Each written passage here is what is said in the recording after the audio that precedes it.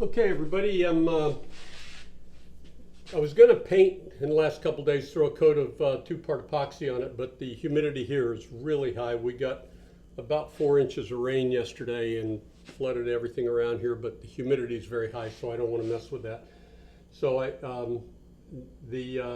instead, yesterday morning, I decided to finish installing or getting the rear prepped for the ROPS landing pads that go in here.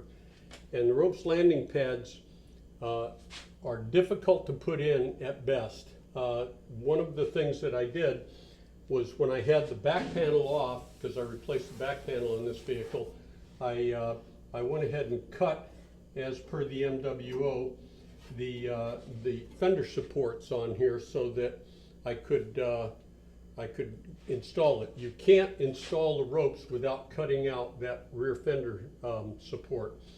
So, start off with, weighs about 10 pounds.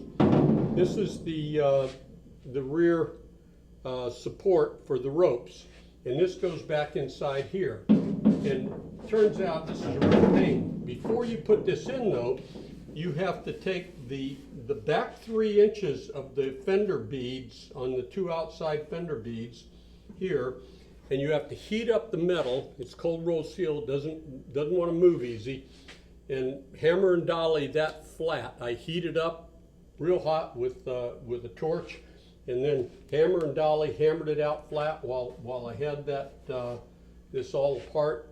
It made it a whole lot easier. I don't know how they do it otherwise. Then, once that's in there, then I put it out, position this where it goes in there, and as you can see, it doesn't go in there easy. So, that's where you use a great big mallet.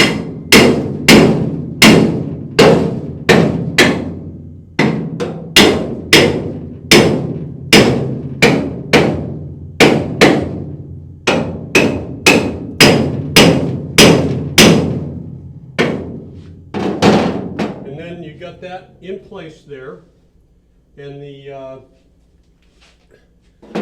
and once that's in place and nice and tight, clamped in where it needs to go, you get to take a little stubby pencil and you mark where all the holes go in there. You can see right here, I've already drilled them, but you mark where all the holes go for the landing pad.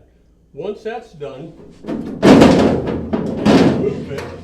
Then you center punch all the holes, and then you have to drill from the inside of this with a 1/8 inch drill, according to MWO.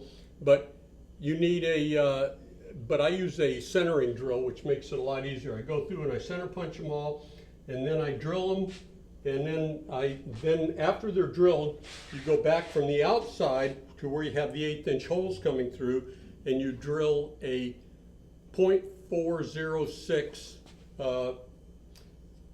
hole in from the outside here that mounts the ROPS to the vehicle itself. Before I did that, though, I don't know if you can see it in here, but the hole for the trailer receptacle goes right there. It has to be moved over because it's behind the ROPS, and that would be in the way. So you have to cut a new hole, and I welded in nuts on there so it would make it a little easier to mount it later on. And then after that's done, you got the holes in for your ROPS unit, put that all in there. Well, I started that yesterday morning and finished this side last evening. So this morning I started the other side, and I've just finished doing that side.